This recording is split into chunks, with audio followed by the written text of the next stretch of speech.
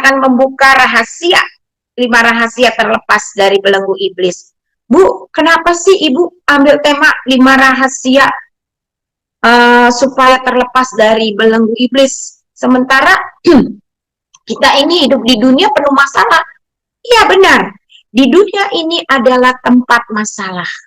Jadi saudara ditaruh di sini, saudara suruh berjuang hidup untuk menyelesaikan masalah. Jadi jangan bilang begini, Bu, saya banyak masalah begini. Memang iya, karena kita ditaruh di tempat ini, ya. Di Tuhan Yesus bilang di tengah-tengah serigala. Jadi kita ditaruh di tempat di mana tempatnya masalah. Jadi ketika saudara dan saya banyak masalah, ya harus, karena ini tempatnya masalah. Tapi ketika saudara ada di Taman Eden, saudara ada di surga, itu tidak ada masalah. Ya, jadi kenapa kita banyak masalah? Karena memang dunia ini tempat masalah.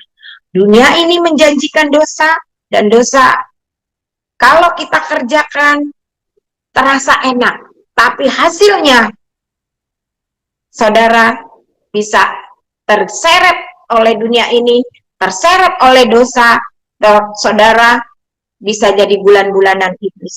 Seperti itu. Ya, kenapa sih Bu? Kita harus lahir di dunia ini, itu Tuhan punya rencana. Tuhan punya rencana yang indah di dalam kehidupan saudara dan saya. Karena saudara dan saya berharga di mata Tuhan. Karena saudara dan saya yang akan menjalankan rencana dan kehendak Tuhan di muka bumi ini. Amin. Jadi saudara tidak usah sedih gimana caranya. Saudara kenapa? Coba saudara ingat waktu kita lahir. Waktu kita lahir baru, lahir di muka bumi ini, kita selalu menangis. Bayi-bayi. Kenapa? Dia lihat, begitu dia lahir ke muka bumi ini, dia lihat, wow, aku lahir di tempat masalah, makanya aku menjerit, menangis. Kenapa Tuhan masukkan kita di tempat yang banyak masalah ini? Ya, jadi seperti itu. Oke. Nah, di sini dikatakan bahwa roh intimidasi yang menyebabkan banyak orang stres untuk menghadapi masa depan. Itu yang menyebabkan roh intimidasi masuk ke dalam suatu masalah. Ya, apalagi Bu, tekanan demi tekanan.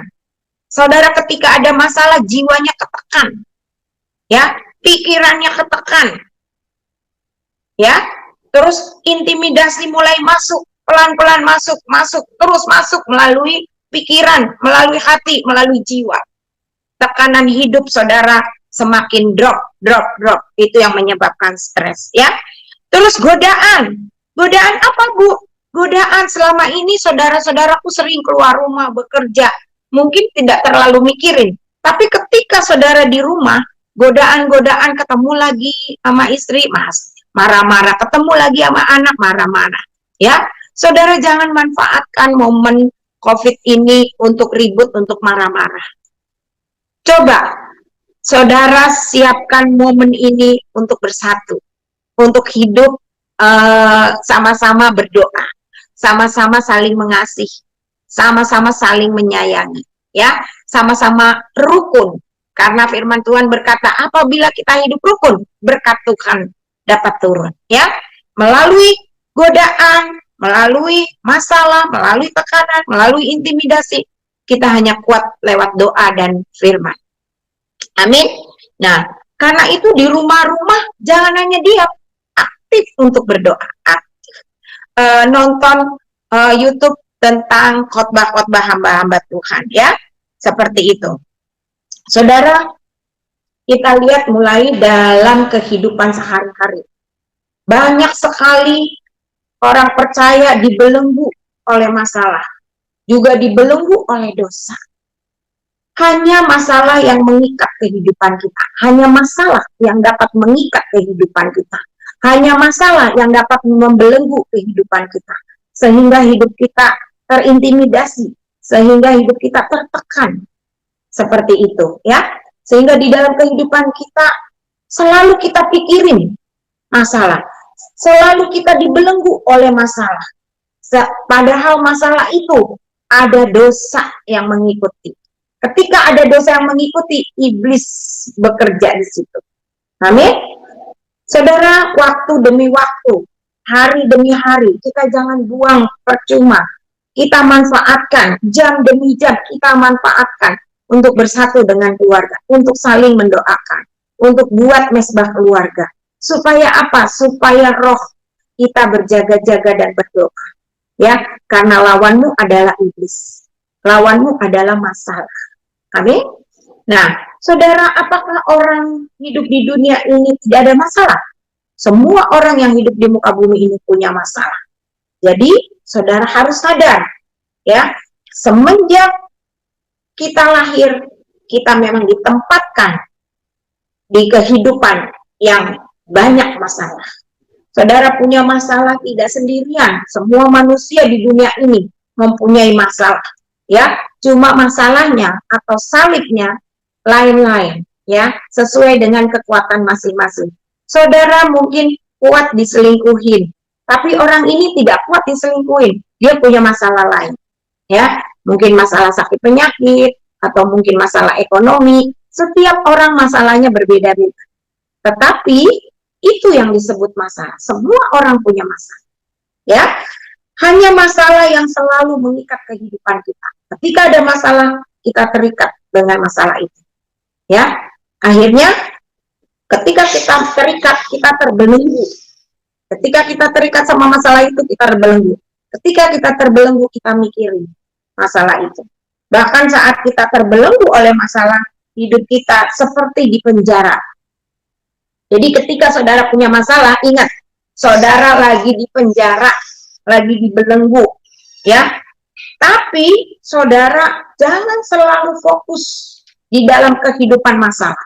Saudara harus cepat-cepat, ayo keluar dari masalah. Kenapa?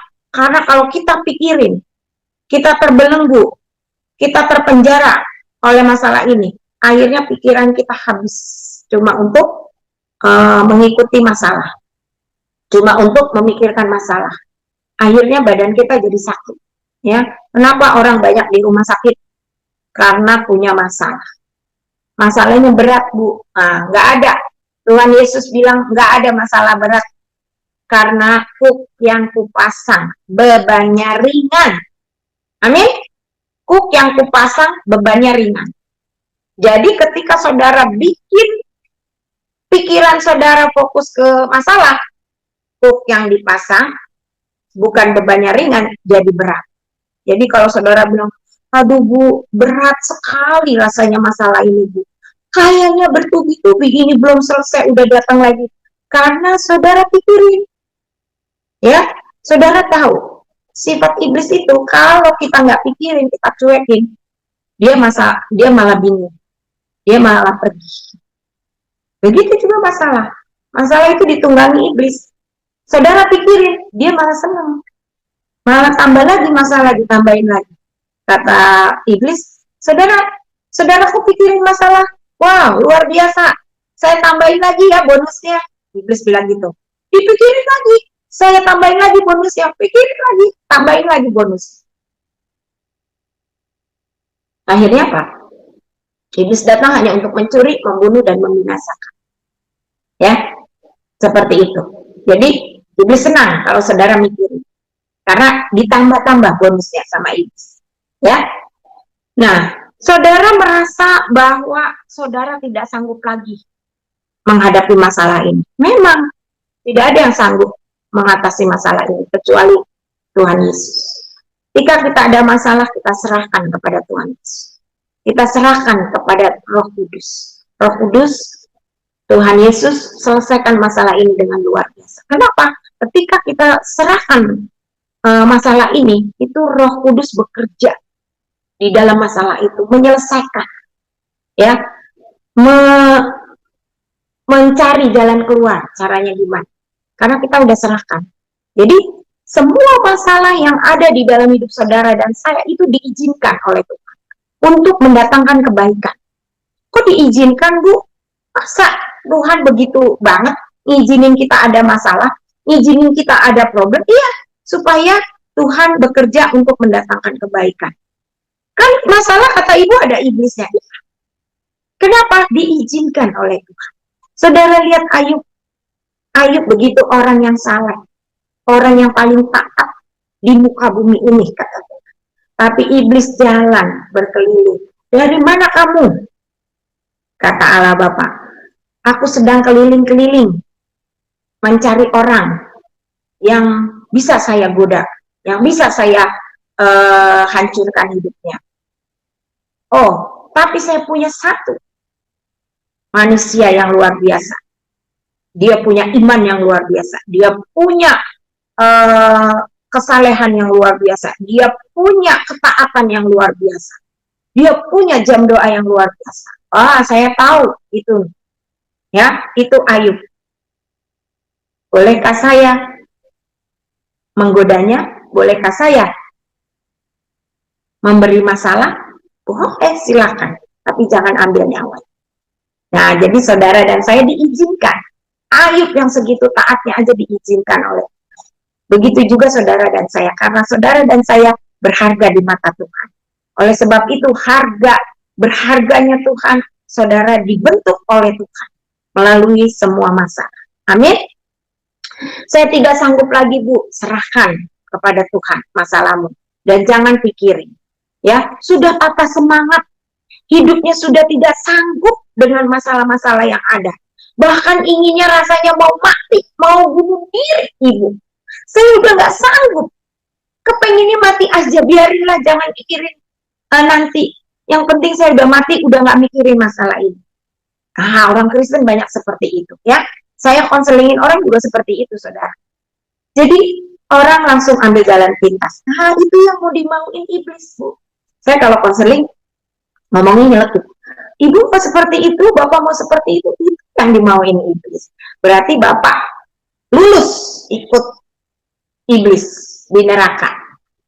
Terus dia diem. Kok Ibu ngomongnya begitu? Iya, karena Bapak ingin mati. Karena Ibu pengen mati. Nanti Ibu masuk neraka. Biarin aja masuk neraka. Yang ini saya udah gak mikirin masalah saya sekarang, Bu. Ya silakan, hidup itu pilihan. Tapi Ibu harus tahu, ketika Ibu mati sekarang, Ibu ada di neraka. Di neraka hidup itu selama-lama nggak ada nyanyi. Tapi di surga juga hidup selama-lama tidak ada nyanyi. Sekarang Ibu pilihan, mau ikut Tuhan Yesus, Ibu diselamatkan, kembali ke Tuhan, bertobat, atau Ibu mau mati, bunuh diri, masuk neraka. Iblis, Bapak saudara, seperti itu. Saya kasih pilihan. Akhirnya dia berpikir, iya ya Bu ya, saya pikir-pikir, hidup selamanya. Nggak ada nyanya, selama-lama nyanya yang nggak ada. Tapi di dunia, hidup sementara. Sayang, kalau kesempatan hidup sementara tidak dimanfaati dengan baik. Ya, saudara harus ingat, ini belenggu masalah tempat tinggalnya dosa. Ingat, belenggu masalah tempat tinggalnya dosa. Dan iblis hanya bisa tinggal di dalam dosa. Amin. Ini sasaran empuk iblis ketika saudara ya oleh iblis sedang dibelenggu masalah. Ketika kita dibelenggu masalah, pengharapan kita hilang kepada Tuhan Yesus.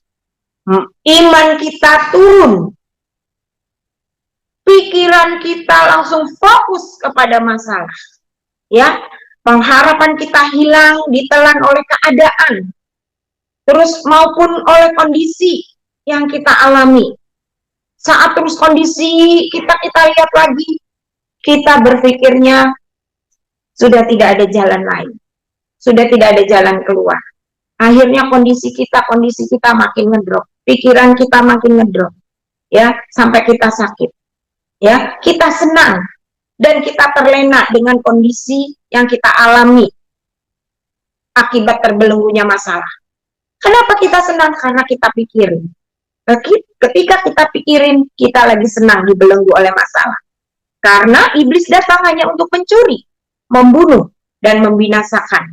Ya, saudara ini, ketika saudara dibelenggu oleh masalah, itu tempat di mana iblis bekerja. Tempat di mana dosa ada di dalam hidup saudara. Tuhan Yesus datang, kita lihat. Iblis datang hanya untuk mencuri, membunuh, dan membinasakan.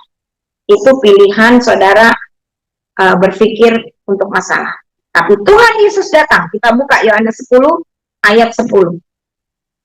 Tuhan Yesus datang untuk apa? Supaya mereka mempunyai hidup dan mempunyainya di dalam segala kelimpahan. Ya, kita baca Yohanes 10, dicatat ya, saudaraku.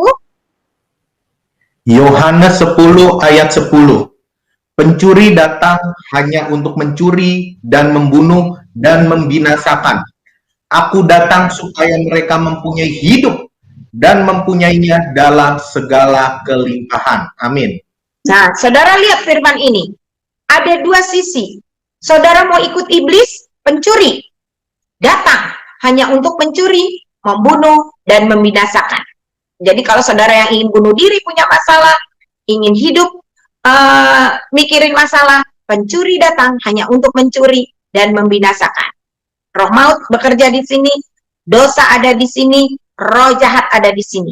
Ya, di sini, di pencuri datang hanya untuk mencuri, membunuh, dan membinasakan. Langsung begitu meninggal adanya di neraka. Tapi di sini dikatakan, aku datang supaya mereka mempunyai hidup dan mempunyainya dengan segala kelimpahan. Wow, luar biasa Tuhan Yesus. Aku datang, Yesus datang. Ketika saudara ada masalah, datangkan Yesus di dalam diri saudara. Aku datang supaya mereka mempunyai hidup, saudara harus hidup. Tapi kalau di sini, saudara harus mati. Di sini, Tuhan Yesus, aku datang supaya mereka mempunyai hidup. Bukan hanya hidup saja, mempunyainya di dalam segala kelimpahan. Jadi orang yang hidup dekat Yesus, itu hidupnya berkelimpahan. Bukan cuma materi, saudara.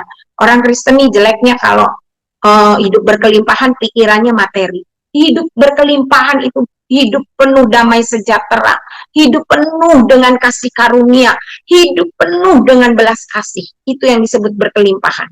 Materi itu nyusul, saudara. Materi itu ikut. Kita nggak usah mikirin materi, tapi hidup dalam damai sejahtera, dalam sukacita, dalam kasih karunia, dalam kasih Allah. Di sini luar biasa, berkelimpahan di sini. Nanti materi ngikut sendiri. Ketika kita benar di hadapan Tuhan, kita nggak usah minta berkat, berkat yang cari kita. Amin. Ya, seperti itu ya. Nah, supaya manusia mendapat hidup secara berkelimpahan, pada bagian ini Tuhan Yesus mengajar bahwa dia berbeda sekali dengan pencuri, dengan iblis, dengan nabi-nabi palsu. Ya, firman Tuhan bilang, iblis itu adalah nabi-nabi palsu. Roh jahat itu adalah nabi-nabi palsu, ya, yang menjerumuskan hidup saudara, ya, hidup saudara atau hidup pengikut-pengikutnya itu akan dijerumuskan ke masalah yang saudara pikirin, ya. Sebaliknya, Tuhan Yesus justru memberi hidup, bukan memberi masalah. Justru Tuhan Yesus bagian dari solusi, bukan dari masalah. Kita sebagai pengikut Yesus harus punya sifat bagian dari solusi, bukan bagian dari masalah. Bagian pendamai, bukan jadi bagian pertengkaran. Amin. Saudara harus punya sikap. Siapapun yang ribut, suami, istri, anak harus jadi pendamai. Bapak, anak, istri jadi pendamai. Istri ribut sama anak, ayahnya jadi pendamai. Ya, bagian dari solusi, bukan bagian dari masalah. Sebaliknya Tuhan Yesus memberi hidup kepada para pengikutnya, bukan sembarangan hidup, tapi hidup di dalam kelimpahan. Hidup yang berlimpah-limpah itu apa sih, Bu? Saya belum tahu. Yang disebut aku datang supaya mereka mempunyai hidup dan mempunyainya dalam segala kelimpahan. Apa sih, Bu, hidup dalam kelimpahan? Nah, hidup dalam kelimpahan ini berarti Allah berjanji bahwa anak-anaknya akan memiliki hidup serba berkecukupan dalam materi, dalam rohani, dalam jiwa, dalam batin, dalam pikiran. Yaitu damai sejahtera, sukacita, kasih karunia, juga kasih Allah tinggal di dalam diri kita. Juga materi akan menyusul, hidup berkelimpahan, ya. Juga tidak sakit, kita dibebaskan dari semua kutuk-kutuk, seperti itu ya. Bebas belenggu, bebas masalah, sepertinya gitu. Masalah tetap ada, tapi Tuhan Yesus punya solusinya yang luar biasa. Karena Tuhan Yesus adalah jawaban. Amin. Buktinya, Bu, kalau memang hidupnya berkelimpahan, materinya berkelimpahan nih. Ada orang yang berpikirnya hidup dalam Tuhan berkelimpahan materi. Ada juga yang tidak berkelimpahan materi, cukup-cukup saja, tapi dicukupi oleh Tuhan. Kenapa? Mereka punya damai sejahtera, punya sukacita. Nah, coba Ibu lihat deh. Buktinya banyak nabi-nabi, rasul, bahkan Tuhan Yesus sendiri justru mengalami banyak kesulitan. Kesulitan hidup dan ancaman dari orang-orang sekitar. Iya, karena apa? Tadi saya bicara, di dunia ini memang tempatnya masalah. Jadi, mau Tuhan Yesus, mau nabi-nabi, pasti kena masalah. Ya, Tuhan Yesus juga waktu hidupnya diancam dari orang-orang di sekitarnya. Saudara jangan menafsirkan hanya berdasarkan satu bagian saja dari Alkitab. Tapi saudara buka janji-janji Allah. Ya, bukan hanya seperti itu. Sebagai pengikut Kristus, kita telah memiliki apa yang jauh lebih bernilai dibandingkan kekayaan. Saudara diberi kesehatan, saudara diberi nama besar, saudara diberi pekerjaan, saudara diberi kekuasaan, saudara diberi keluarga yang baik, saudara diberi anak, diberi kesehatan, ketentraman, terus diberi anak-anak sekolah dengan baik, kehidupan, ataupun nafas di dalam dunia ini. Apa bukan kasih karunia dari Tuhan? Ya, jadi berlebihan, bukan hanya materi, tapi semuanya Tuhan cukupi. Amin. Ya, kesehatan, saudara diberi juga. Kita tidak bisa bersuka cita dalam segala keadaan, tapi kita hidup bersuka cita ketika kita mengucap syukur dalam segala. Amin. Kita mempunyai damai sejahtera ketika kita mengucap syukur dalam segala. Kita punya hidup berlimpah-limpah, janji-janji Tuhan kita bisa terima kalau kita mengucap syukur dalam segala hal. Amin. Nah, perjuangan hidup kita tidak akan sia-sia. Perjuangan hidup kita tidak akan sia-sia, tidak akan lenyap karena kematian. Bahkan kita telah memiliki apa yang jauh lebih besar dibandingkan hidup itu sendiri. Kita memiliki Allah yang luar biasa. Amin. Kita memiliki Allah yang luar biasa. Allah yang luar biasa apa? Allah adalah gembalaku. Tak akan kekurangan aku. Amin. Jadi tak akan kekurangan aku. Ya, di Mazmur dikatakan, Tuhan adalah gembalaku, takkan kekurangan aku. Ya, saudara hafal tuh lagu. Nyanyikan.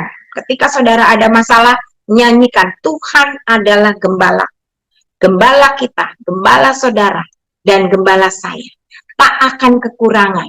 Kita hidup di dalam berkelimpahan. Firman Tuhan di Yohanes 10 mengatakan gitu ya, 10 ayat 10 tadi. Kita memiliki Roh Kudus, roh yang ditinggalkan dari Tuhan Yesus untuk kita.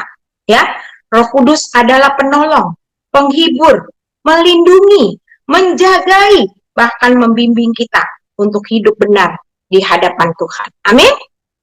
Iya, saudara ingat, belenggu-belenggu, masalah-masalah yang sudah iblis buat di dalam kehidupan kita.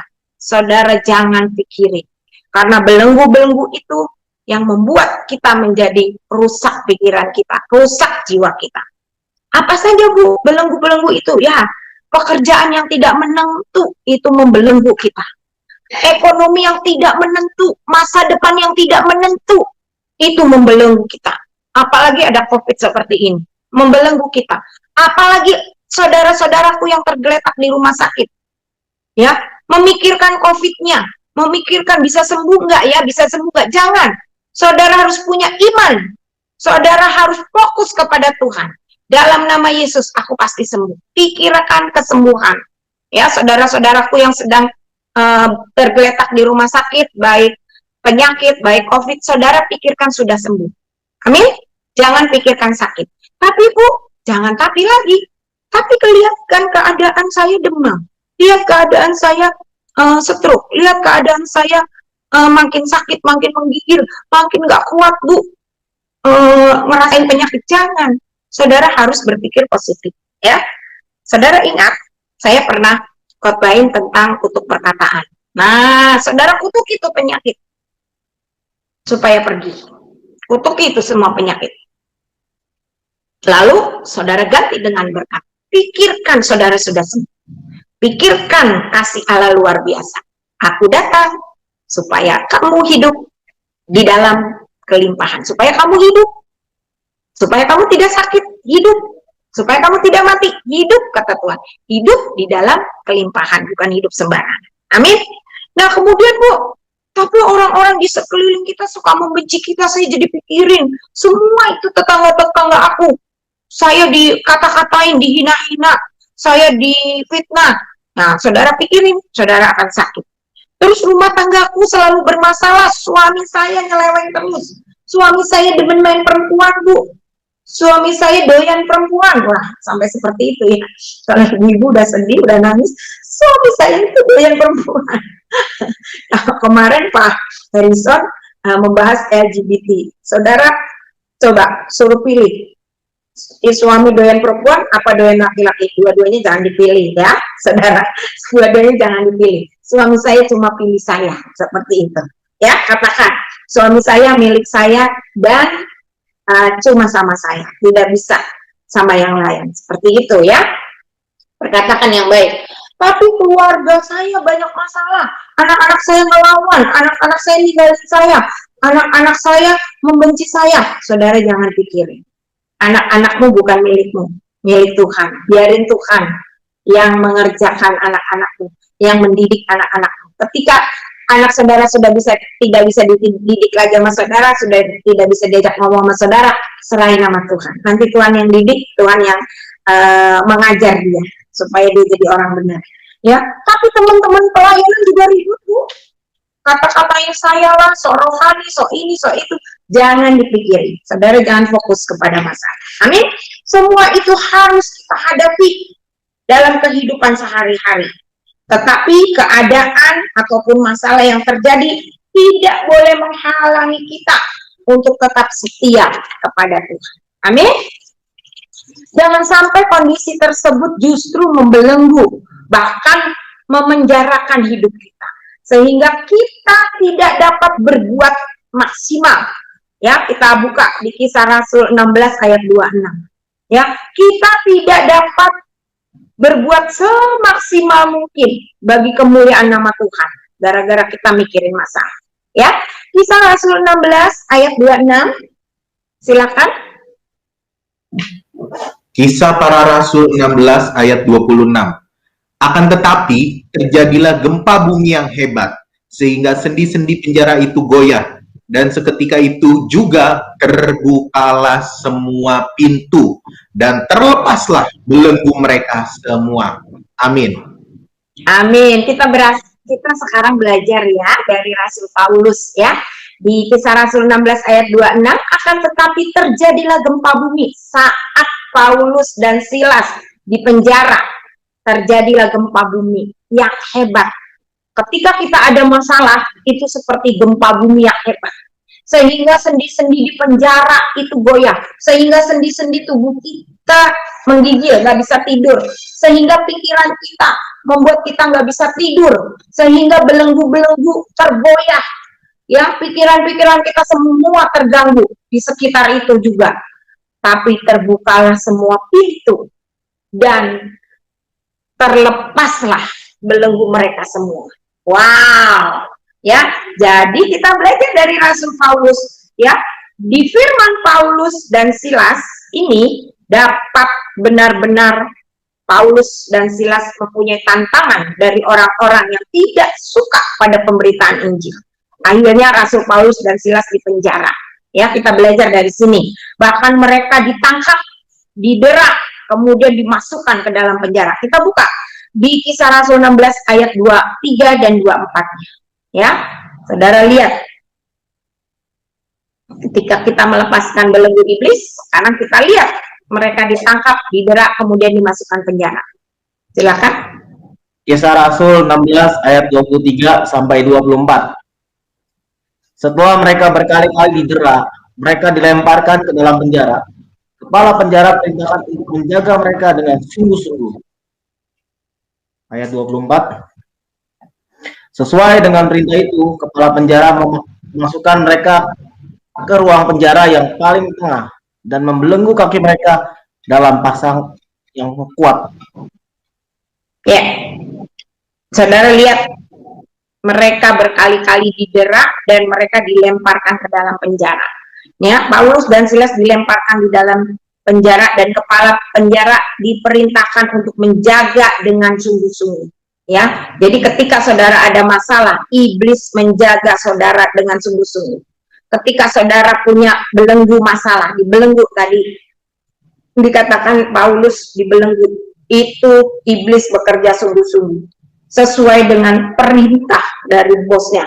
Ya, roh jahat diperintahkan oleh iblis untuk menjaga saudara sungguh-sungguh. Ya, lalu dimasukkan mereka ke ruang penjara yang paling tengah dan membelenggu kaki dalam pasungan yang kuat. Jadi ketika saudara ada masalah, dibelenggu, dipasung yang kuat, ditaruhnya di tengah-tengah, supaya iblis boleh menjaga, menerkam, mengasih masalah demi masalah semakin banyak. Seperti itu. Bahkan mereka ditangkap, didera, kemudian dimasukkan ke penjara. Keadaan ini yang mempengaruhi semangat Paulus dalam mengikuti Yesus ataupun memberitakan Injil. Bahkan kita akan melihat bahwa belenggu maupun penjara tidak dapat membungkamkan dan menghalangi pelayanan mereka, ya, pelayanan Paulus dan Silas. Jadi dia nggak mau dengan terbelenggu di penjara, dia tetap, ya udahlah, udah nggak ada harapan, udah nggak ada ini, tapi dia tetap melayani walaupun di dalam penjara. Saudara lihat berikut ini rahasia Paulus sehingga dia dapat terlepas dari belenggu dan penjara. Kita belajar dibelenggu, dipasung dari penjara seperti kita ada masalah. Ketika ada masalah kita dibelenggu, ya, dipasung seperti orang di penjara. Kita lihat bagaimana sih Bu cara melepaskan belenggu masalah ini. Ada 5 cara kita belajar dari Paulus. Pertama, supaya kita lepas dari belenggu itu, kita harus doa dan puji-pujian. Kita buka di Kisah Rasul 16 ayat 25 sampai 27, ya. Rasul Paulus mengajarkan belenggu itu bisa lepas, belenggu itu bisa sirna, belenggu itu bisa lepas dari pikiran kita. Doa nomor 1 adalah doa dan puji-pujian. Caranya doa dan puji-pujian. Silakan. Kisah Para Rasul pasal 16 ayat 25 sampai 27. Tetapi kira-kira tengah malam, Paulus dan Silas berdoa dan menyanyikan puji-pujian kepada Allah. Orang-orang hukuman lain mendengar mereka. Ayat 26. Akan tetapi terjadi gempa bumi yang hebat, sehingga sendi-sendi penjara itu goyang. Dan seketika itu juga terbukalah semua pintu dan terlepaslah belenggu mereka semua. 27.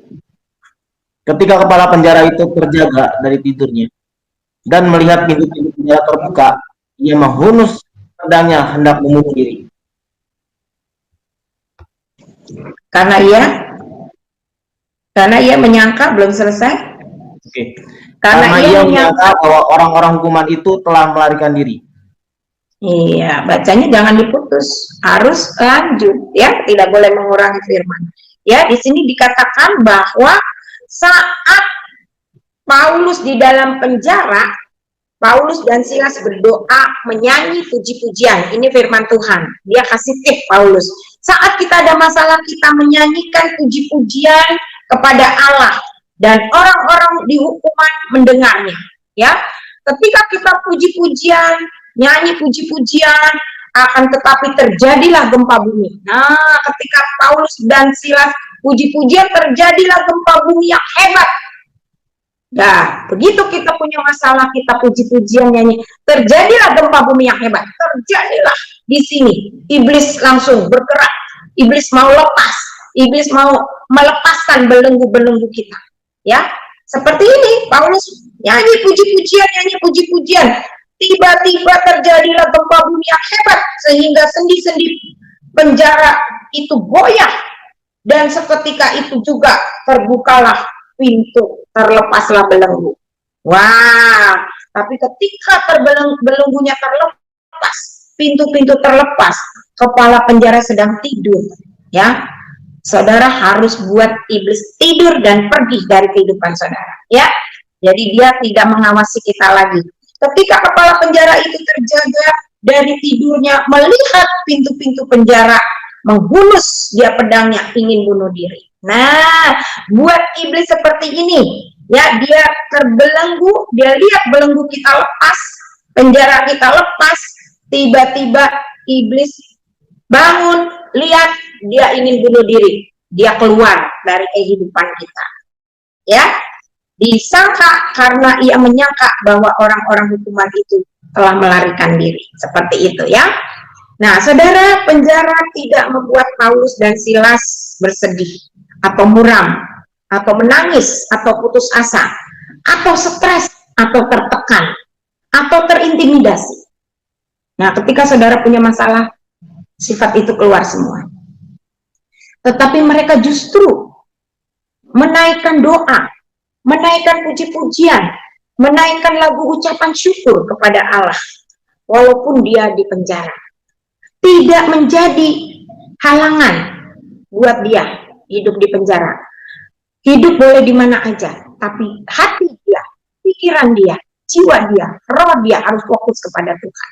Ya, di sini Paulus dan Silas ditaruh di penjara. Kalau ditaruh di goa, dia tetap pikiran dia memuji, memuliakan nama Tuhan. Jangan lihat kondisi.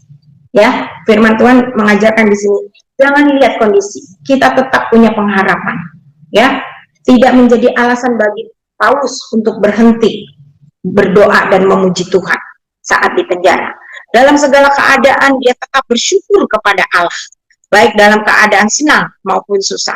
Puji-pujian yang dinaikkan akan membawa kekuatan bagi hidup kita. Terlebih lagi kita berada di dalam suatu masalah. Ada kuasa di dalam puji-pujian. Ketika kita memuji-muji, hadirat Tuhan datang. Ketika kita memuji-muji, Tuhan Allah menjamah kita. Tuhan Yesus menjamah kita, memulihkan masalah kita, menyembuhkan penyakit kita. Ketika kita memuji-muji Tuhan, hadirat Tuhan luar biasa. Ya, belenggu-belenggu dibebaskan, masalah-masalah diselesaikan, penyakit-penyakit dipulihkan kembali sehat. Tuhan bertahta di atas puji-pujian. Kita buka di Mazmur 22 ayat 4. Kita lihat, ketika kita memuji Tuhan, kita menyanyikan lagu ucapan syukur, kita mengagungkan nama Tuhan lewat puji-pujian. Mazmur 22 ayat 4 adalah jawabannya seperti ini. Ya.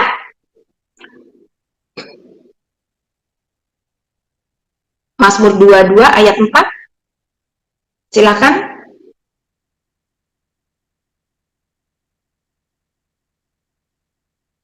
Oke, kalau nggak ada. Mazmur 22 ayat 4. Padahal engkaulah yang kudus, yang bersemayam di atas puji-pujian orang Israel. Amin. Tuh, jadi Allah itu bertahta di atas puji-pujian. Karena Allah yang kudus akan datang di dalam kehidupan kita.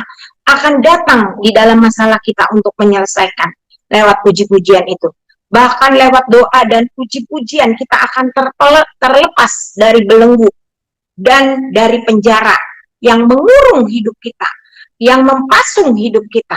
Ya, kita buka di Kisah Rasul 16 ayat 26.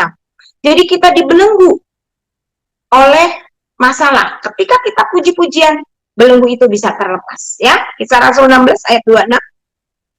Kisah Para Rasul 16 ayat 26. Akan tetapi terjadilah gempa bumi yang hebat, sehingga sendi-sendi penjara itu goyah. Dan seketika itu juga terbukalah semua pintu dan terlepaslah belenggu mereka semua. Amin. Lihat, di situ dikatakan belenggu akan terlepas. Ya, Jadi ketika saudara puji-pujian, masalah akan lepas. Ya, ketika saudara puji-pujian, penyakit akan lepas. Ketika saudara puji-pujian, ya, suami saudara yang ada masalah di bawah pelakor, itu akan lepas dari kehidupan mereka. Ya, baru satu cara. Cara kedua, mempererat hubungan dengan Tuhan. Filipi 3 ayat 10 sampai 11. Mempererat hubungan saudara dengan Tuhan. Silakan.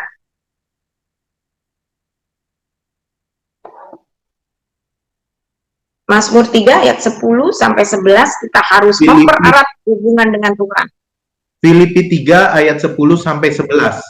Yang ku kehendaki ialah mengenal Dia dan kuasa kebangkitannya dan persekutuan dalam penderitaannya, di mana aku menjadi serupa dengan Dia dalam kematiannya, supaya aku akhirnya beroleh kebangkitan dari antara orang mati. Amin. Wow, keren banget nih ya. Cara kedua adalah mempererat hubungan dengan Tuhan. Hubungan dengan Tuhan apa, Bu? Firman Tuhan berkata di Filipi bahwa yang ku kehendaki ialah mengenal Dia dengan kuasanya, ya. Mengenal Dia dan kuasanya. Amin. Mengenal Tuhan Yesus dan kuasanya. Kalau saudara punya masalah, saudara nggak kenal Tuhan Yesus dan kuasanya, saudara rugi. Saudara akan jadi bulan-bulanan iblis. Tapi ketika saudara mengenal Dia, yang ku kehendaki ialah mengenal Dia dan kuasanya. Ya, kuasa apa? Kuasa kebangkitannya. Kuasa apa lagi? Kuasa persekutuan dalam penderitaannya, di mana aku menjadi serupa dengan Dia dalam kematiannya. Ya, jadi kita serupa dengan Tuhan Yesus karakter kita. Ya, sering mengucap syukur, punya kasih, supaya aku akhirnya beroleh kebangkitan dari antara orang mati. Jadi saudara dan saya bisa bangkit dari masalah ketika kita tidak fokus lagi kepada masalah. Penderitaan yang dialami Paulus tidak membuat dirinya berhenti untuk mengenal Tuhan. Setiap derita dan aniaya yang dialaminya membuat Paulus lebih mengenal Allah. Tadi yang ku kehendaki adalah mengenal Allah dan kuasanya. Mengenal Dia dan kuasanya. Paulus mempraktekkan firman ini. Setiap derita dan aniaya yang dialaminya membuat Paulus lebih mengenal Allahnya. Paulus tahu bahwa pengenalan akan Tuhan merupakan suatu hal yang melebihi segalanya. Amin. Dan pengenalan akan Tuhan merupakan suatu harta yang begitu berharga, yang jauh lebih bernilai dibandingkan dengan segala apapun yang ada di dunia ini. Amin. Wow, Rasul Paulus keren banget ya. Dia ketika ada masalah, dia lebih pengen mengenal Allah. Oleh sebab itu, penjara tidak membuat Paulus bersedih, karena dia tahu bahwa dia memiliki sesuatu yang sangat berharga di dalam dirinya, yaitu pengenalan akan Allah. Lebih mengenal, lebih dekat lagi, lebih dekat lagi. Dan Paulus tidak mau melepaskan hal-hal itu. Bahkan dia ingin lebih mengenal lagi, ingin lebih dekat lagi, ingin lebih masuk dalam hadirat Allah. Ya, bahkan dia ingin lebih mengenal Kristus agar dia dapat memperoleh mahkota yang sudah disiapkan baginya. Ya, kalau kita menang dari masalah, kita dapat mahkota saat kita meninggal nanti, saat kita di surga, kita dapat mahkota. Ya, atau saat kita rapture, kita dapat mahkota. Ya, ini Rasul Paulus dia tahu persis. Ketika kita menang dari masalah, kita fokus kepada Tuhan, lebih dekat lagi, lebih dekat lagi, lebih dekat lagi, lebih dalam lagi, lebih dalam lagi. Ya, akhirnya kita bisa menang dan kita mampu memperoleh mahkota yang sudah disiapkan bagi saudara dan saya. Masalah maupun pencobaan diizinkan oleh Tuhan supaya kita lebih mengenal Tuhan. Sakit penyakit, kebangkrutan, kegagalan, bahkan pergumulan yang bertahun-tahun di dalam hidup saudara, ya, agar hidup kita lebih mempererat hubungannya kepada Tuhan sehingga masalah terselesaikan dan kita semakin intim dengan Tuhan. ya, semakin dekat lagi dengan Tuhan, seperti Rasul Paulus. Akhirnya kita lepas dari semua belenggu-belenggu, ya, kita mempererat hubungan kita dengan Tuhan. Maka tidak ada yang dapat menghalangi belenggu. Belenggu apa, Bu? Bukan belenggu masalah. Belenggu masalah akan lepas, pasungan akan lepas, penjara akan lepas, saudara dimerdekakan lewat hubungan dengan Allah, ya. Yaitu apa, Bu? Membaca firman Tuhan. Hubungan Allah itu berdoa, membaca firman Tuhan, mengenal Allah lebih dalam lagi. Saudara akan dimerdekakan, ya. Dan saudara harus semangat kembali hidup untuk dimerdekakan. Oleh karena itu, sesuatu yang berharga telah terjadi di bagian dalam hidup kita. Dan kita tahu pasti bahwa setiap perjanjian akan digenapi dalam hidup kita. Kita buka di Mazmur 73 ayat 25 sampai 26, ya. Di sini dikatakan kita pasti tahu bahwa setiap perjanjian akan digenapi di dalam setiap kehidupan kita. Silakan. Mazmur 73 ayat 25 sampai 26. Siapa gerangan ada padaku di sorga selain engkau? Selain engkau tidak ada yang kuingini di bumi. Sekalipun dagingku dan hatiku habis lenyap, gunung batu dan bagianku tetaplah Allah selama-lamanya. Amin. Amin. Lihat di situ dikatakan bahwa siapa gerangan ada padaku di sorga selain engkau. Ya, selain engkau tidak ada yang kuinginkan di bumi ini.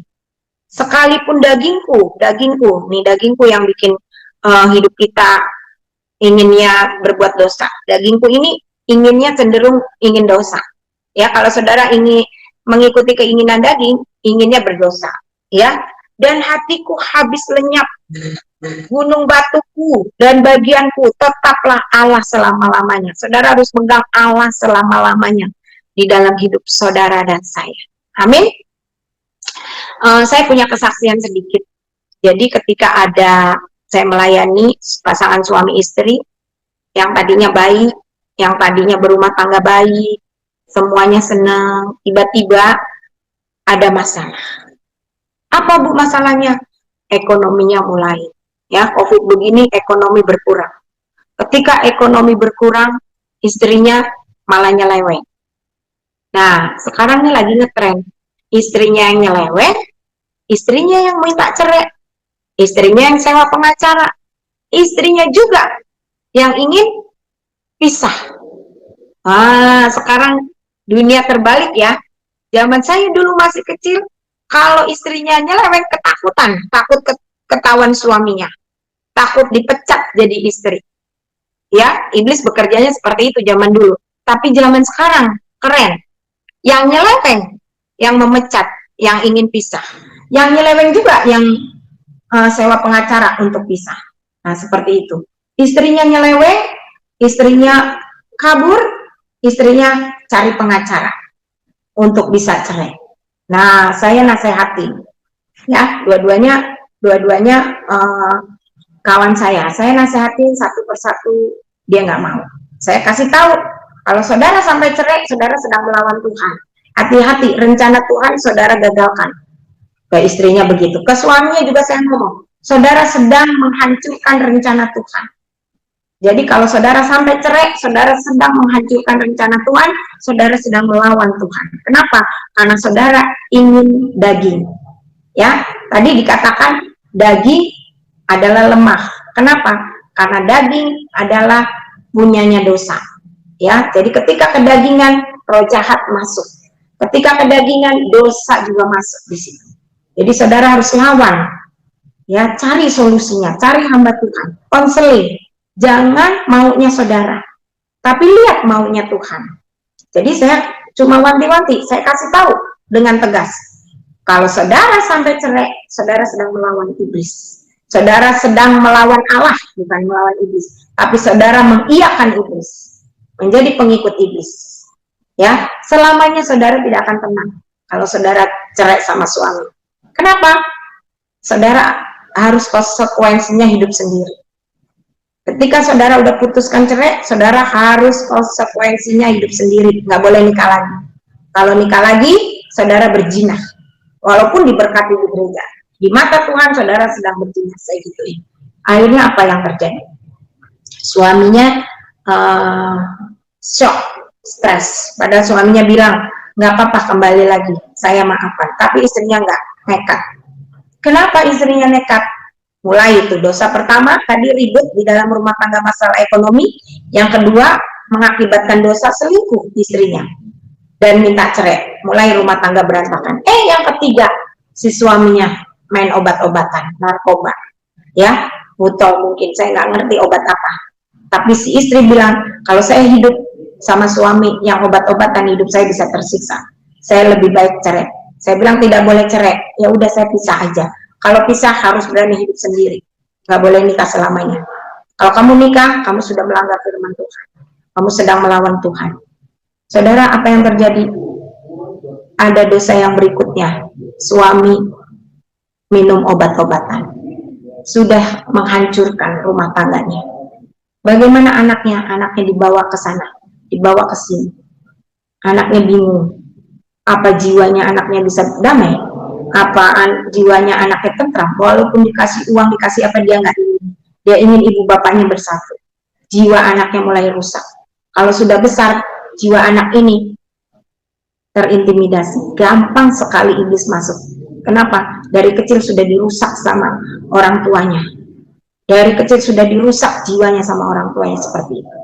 Menghasilkan anak dengan broken home. Biasanya anak-anak ini susah diatur, melawan, maunya hidup sendiri. Itu seperti itu ya. Jadi dosa menghasilkan dosa, dosa menghasilkan dosa. Jadi saudara harus hati-hati ya. Dikatakan sekalipun dagingku dan hatiku habis lenyap, gunung batuku dan bagianku tetaplah Allah selama-lamanya ya. Jadi kalau saudara pegang firman Tuhan, saudara tidak akan cerai. Kalau saudara pegang firman Tuhan, saudara ikut perkataan firman Tuhan, saudara akan menang ya.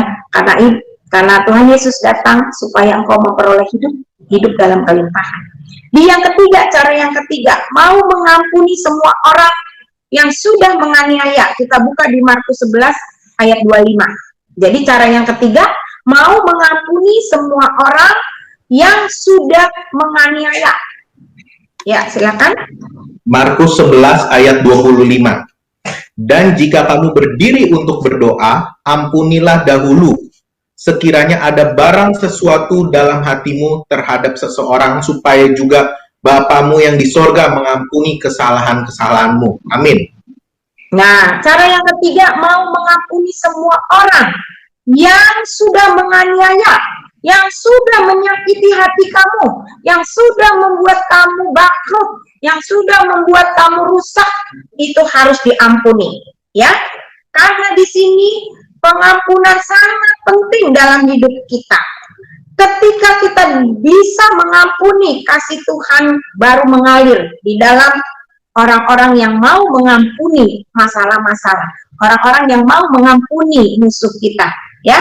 Di sini dikatakan bahwa jika kamu berdiri untuk berdoa, pertama berdoa, ampuni dahulu. Sekiranya ada barang sakit hati, barang khawatir, barang cemas, barang benci, itu dibuang dulu barang itu ya.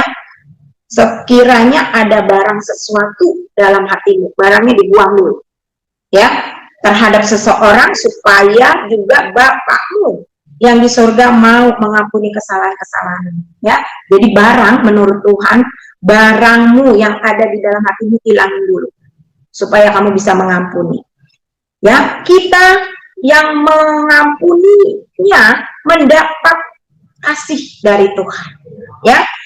Kita yang mengampuni pun mendapat pertambahan, semakin bertambah kasih Kristus pada kita. Dengan mengampuni, kita memberi keselamatan atas kasih Tuhan di dalam hidup mereka. Amin. Nah, sekarang cara yang keempat, ya, biarlah Roh Kudus memimpin hidup saudara. Hanya orang Kristen yang dipimpin oleh Roh Kudus yang bisa mengalahkan masalah, yang bisa mengatasi masalah. Hanya orang Kristen yang hidup dipimpin oleh Roh Allah disebut anak Allah. Dan Roh Allah itu yang akan membebaskan kita semua. Amin. Kita buka di Galatia 5 ayat 25 bahwa cara keempat adalah biarlah Roh Kudus memimpin hidup saudara. Buka Galatia 5 ayat 25. Galatia 5 ayat 25. Kalau kita hidup dipimpin oleh Roh, baiklah hidup kita juga dipimpin oleh Roh. Amin. Nah, kalau kita mau hidup dipimpin oleh Roh, kita yang mau hidupnya dipimpin oleh Roh. Roma 8 ayat 4, 6 dan 9. Ya. Kalau kita hidup dipimpin oleh Roh, baiklah, katanya hidup dipimpin Roh itu, baiklah hidup kita juga dipimpin oleh Roh. Ya, Roma 8. Supaya hubungan hukum Taurat digenapi di dalam kita, yang tidak hidup menurut daging tetapi menurut Roh. Karena keinginan daging adalah maut, tetapi keinginan Roh adalah hidup dan damai sejahtera. Ayat 9. Tetapi kamu tidak hidup dalam daging, melainkan dalam Roh. Jika memang Roh Allah diam di dalam kamu, tetapi jika orang tidak memiliki Roh Kristus, dia bukan milik. Amin. Nah, firman ini luar biasa ya. Di Roma 8 dikatakan supaya tuntunan hukum Taurat digenapi di dalam kita. Kita tidak hidup lagi di dalam daging, tapi hidup menurut Roh. Kita nurut sama Roh Kudus. Kita nurut sama firman Tuhan ya. Karena keinginan daging adalah maut. Kalau saudara ikutin daging, ikutin dunia ini, itu maut hasilnya. Tadi saya udah paparkan di depan ya. Tetapi keinginan Roh adalah hidup dan damai sejahtera. Ketika saudara hidup dipimpin oleh Roh, saudara punya hidup dan damai sejahtera. Tetapi kamu tidak hidup di dalam daging. Ya ayat 9. Melainkan dalam Roh. Kenapa? Kamu tidak hidup di dalam daging, melainkan dalam Roh. Jika memang Roh Allah diam di dalam diri saudara dan saya. Ya. Karena jika orang tidak memiliki Roh Kudus, ia bukan milik Kristus. Saudara mengaku bahwa Yesus Kristus adalah Tuhan, ada Roh Allah diam di dalam diri saudara. Amin. Roh Allah itu juga bisa membantu dan menolong kita di dalam menjalankan semua kehidupan dan menjalankan semua masalah. Yang kelima, terakhir, cara kelima, berpikir positif. Filipi 4 ayat 8. Saudara harus punya pemikiran positif. Ketika pikiran negatif masuk, lepas dalam nama Yesus, perdamaikan pikiran saudara. Saudara harus berpikir positif. Silakan, Filipi 4 ayat 8. Ayat 8, Filipi 4 ayat 8. Filipi 4 ayat 8. Jadi akhirnya saudara-saudara semua yang benar, semua yang mulia, semua yang adil, semua yang suci, semua yang manis, semua yang sedap didengar, semua yang disebut kebajikan dan patut dipuji, pikirkanlah semuanya itu. Amin. Halo, saudaraku dimanapun berada, pikiran saudara, saudara catat, Filipi 4 ayat 8. Firman Tuhan berkata saudara harus berpikir seperti ini. Ya, halo, pikirannya harus dirubah. Jadi akhirnya, di Filipi 4 ayat 8, saudara-saudaraku dimanapun saudara berada, semua yang benar, semua yang mulia, semua yang adil, semua yang suci, semua yang manis, semua yang sedap didengar, semua yang disebut kebajikan dan patut dipuji, pikirkanlah semua itu. Wow, saudara harus berpikir positif. Yang tadi ya, itu firman Tuhan bilang, pikirkanlah yang seperti itu Tuhan Yesus mau. Pikiran positif ya. Aniaya, penjara bisa saja membuat Paulus merasa putus asa. Dia bisa saja kecewa, protes sama Tuhan dan sebagainya. Ya, sebagai manusia dia juga bisa saja ngeluh, bersungut-sungut. Tetapi yang kita lihat apa? Justru segala sesuatu yang positif keluar dari mulutnya. Dan tahu bahwa pikiran positif akan membawa dia kepada kemenangan. Jadi berpikiran positif membawa saudara dan saya dalam kemenangan.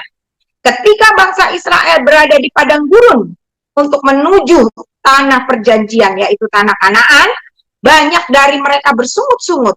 Ketika saudara punya masalah bersungut-sungut, saudara seperti bangsa Israel ini. Ya, Banyak dari mereka bersungut-sungut atas keadaan yang mereka alami. Sebagian dari bangsa Israel bersungut-sungut ini dan tidak dapat masuk ke dalam tanah perjanjian. Kita buka di Bilangan 14 ayat 27 sampai 30. Ya, ketika saudara bersungut-sungut, saudara malah tidak selesai masalahnya. Makin tambah masalah. Ya, iblis kasih bonus. Di Bilangan 14 ayat 27 sampai 30 dikatakan seperti ini. Kalau saudara sungut-sungut, saudara ngeluh, saudara marah, sedih, iblis tambahin bonusnya. Ya, saudara mau ditambahin bonus sama iblis? Makin tambah tadi, dosanya pindah ke sini. Dosanya tambah lagi ke sini, tambah lagi, akhirnya jadi ruwet seperti benang kusut. Ya, kita buka di Bilangan 14 ayat 27 sampai 30. Bilangan 14 ayat 27. Berapa lama lagi umat yang jahat ini akan bersungut-sungut kepadaku? Segala sesuatu yang disungut-sungutkan orang Israel kepadaku telah kudengar. Ayat 28. Katakanlah kepada mereka, demi aku yang hidup, demikianlah firman Tuhan. Bahwasannya seperti yang kamu katakan di hadapanku, demikianlah akan kulakukan kepadamu. Di padang gurun ini, bangkai-bangkaimu akan berhantaran, yakni semua orang di antara kamu yang dicatat, semua tanpa terkecuali yang berumur 20 tahun ke atas, karena kamu telah bersungut-sungut kepadaku. Amin. Tuh, lihat, firman Tuhan berkata, orang-orang Israel itu bersungut-sungut. Saudara baca sendiri ya, di Bilangan 14 ayat 27 sampai 30. Tuhan nggak berkenan. Tuhan nggak suka ya. Ketika kita berpikir negatif, pasti ada menggerutu, mengomel, bersungut-sungut, mengeluh. Itu ketika kita berpikiran negatif. Jadi tinggal saudara pilihan, mau berpikir positif apa negatif. Jadi ketika bangsa Israel berpikir negatif, itu persungutan. Sungut-sungut, ngeluh, kecewa. Nah, sama saudara dan saya juga gitu. Ya, saudara dan saya adalah bangsa Israel secara rohani. Ketika kita seperti bangsa Israel yang bersungut-sungut, berpikiran kita sedang negatif. Ketika kita berpikir negatif, menggerutu, mengomel, mengeluh, maka kita sedang melepaskan berkat. Wow, dilepaskan berkat yang sebenarnya sudah menjadi bagian kita. Jadi saudara begitu punya masalah, sungut-sungut, ngeluh, berkatnya lepas. Ada lagi, iblis kasih bonus. Ekonominya hancur, porak-poranda, nggak ada berkat. Gimana Bu, buka usaha ini tutup, buka usaha ini dibawa orang kabur, buka usaha ini. Saudara buka apapun, nggak bisa. Karena saudara bersungut-sungut, mengomel, menggerutu, mengeluh. Ya, ketika saudara berpikir negatif, saudara sedang melepaskan berkat yang sebenarnya sudah menjadi milik saudara. Marilah kita senantiasa berpikir positif. Dan dalam seburuk apapun yang saudara alami, saudara harus berpikir positif. Amin. Saya katakan di sini, marilah kita senantiasa berpikir positif. Dalam seburuk apapun keadaan kita, dalam seburuk masalah apapun kita berpikir positif. Karena ketika kita berpikir positif, berkat Tuhan turun. Kasih Tuhan turun. Keselamatan Tuhan turun untuk menyelamatkan semua keluarga. Ketika kita berpikir positif, berkat Tuhan turun luar biasa. Dengan demikian, maka berkat Tuhan akan mengalir bagi kita. Masalah maupun pencobaan, apapun tidak dapat membelenggu hidup kita yang senantiasa berpikir positif. Ya, kita akan terus melangkah maju, meraih kemenangan demi kemenangan, dan kita akan berkata-kata, hidupku bukan aku lagi, melainkan Kristus yang hidup di dalam diri aku. Baik aku hidup, aku mati, tetap milik Kristus. Dan fokusku hanya mengenal, yang ku kehendaki adalah mengenal Dia. Ya, mengenal Dia lebih dekat lagi. Baiklah aku hidup, aku mati, hanya untuk Kristus. Tuhan Yesus memberkati.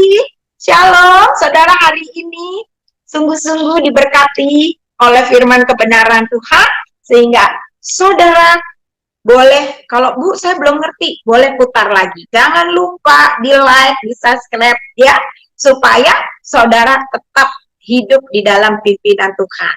Amin. Tuhan Yesus memberkati.